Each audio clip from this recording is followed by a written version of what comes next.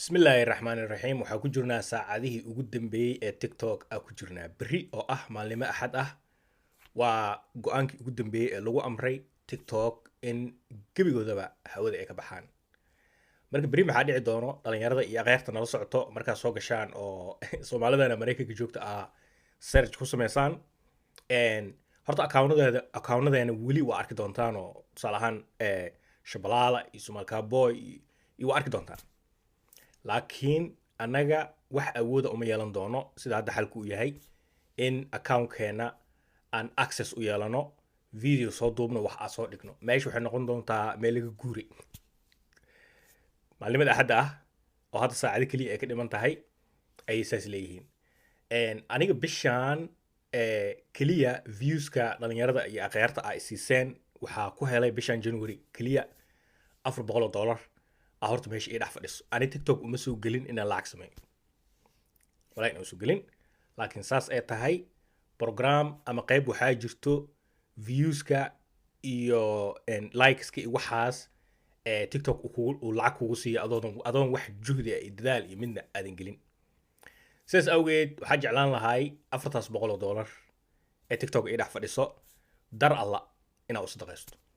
maadaama hadda ay ka dhiman tahay Ramadaan hal bil iyo dhowr isbuuc kaliya ka dhiman tahay labada isbuuc meesha sacmad Febraayo dhamaadkeeda 28 miyaa u malaynaa inuu Ramadaan bilaawanayo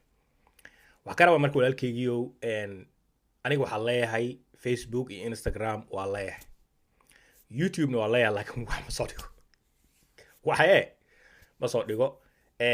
Facebook iyo Instagram Somali Cowboy la dhaho ani malihi wax Somali Cowboy la dhaho oo Facebook aniga mali Facebook magacayga ku soo galaa kowdhaha magacayga kaliya ma aanay waliba tiga ii saaran waagii qoraa aan noqday Facebook tigsi marka Facebookayga waa kaasa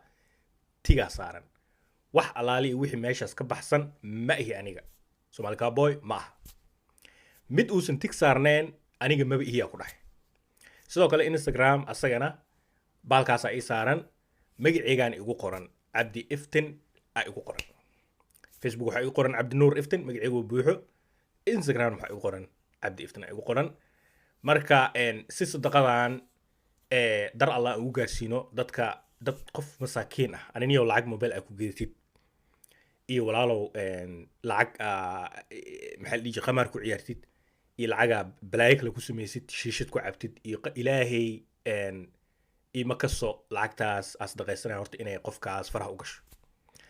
marka veteran sameyn doona haduu ilaahay yiraahdo waxa ka rabaa labadaas app labadaas page bal soo follow garay haduu ilaahay idmo kadibna qaybta message-ka ku wada kulano waxa ka rabaa idahab waxaan ay dhahaan aan dahab shil ma haysiinay laakiin idahab wuxuu u fududeynayaa anigoo meeshaan fadhiyo in lacagtaas aan u diro qofka u baahan inay gaarto waliba aniga waxaas dhigi lahaa 4 qof inay gaartaa ii fiican maadaama ay $400 tahay intii hal qoys uu lacagtaas hal mar wada qaadan lahay marka 4 qof oo labada isbuuc ugu horeysa waxa noqotay Ramadaan si fiican u soom taas waa taas nio 3 sano iyo maazaada horta TikTok short story TikTok waxa ku soo galay waagii ciyaal buufs oo ila socdaan aad ugu sheekeyn jiray qaabka loo soo baxo visa qaabka loo helo maadaama ani lottery Mareykanka ku imid barnaamijka la jiray lottery barnaamijkaas ishidnay dhalinyarada ugu sheekeyn jiray qaabkan ku soo bixi kartaa dugsi sare shahaadada laga rabaa kana laga rabaa sheekada si ugu socotay oo buufs la ugu yaqaanay hal mar isbedelay waxaana kalifay isbedelkaas Abi Ahmed markuu afaari badda iyo dhulka iyo Soomaaliya uu soo galay wallahi inta badan ani qadiid Soomaaliya kama sheekeyn jirin buufskaas waxa iska sheekeyn jiray laakiin hal mar xanaaqi oo waxa isdhahay fursad fiican ah haysataa ummadda Soomaaliyeed ku baraarujin kartid marka wax qabadka ugu fiicnaay ani as dhihi karo iyo jihaadkii ugu weynaay TikTok ku galay ama ku galnay dhalinyarada wuxuu ahaa January 2024 waa dagaalanay waa dagaal habeen iyo maalin muuqaalo dagaal sa u wadnay dhalinyaradii si fiican wax u fahamtay dagaalka 77 qorshaha Abi Ahmed amxaarada oromada siriqda iyo dhibaatada iyo dhibka ay wadaan dadaal far badan kadib dawladeena nagu ciyaartay oo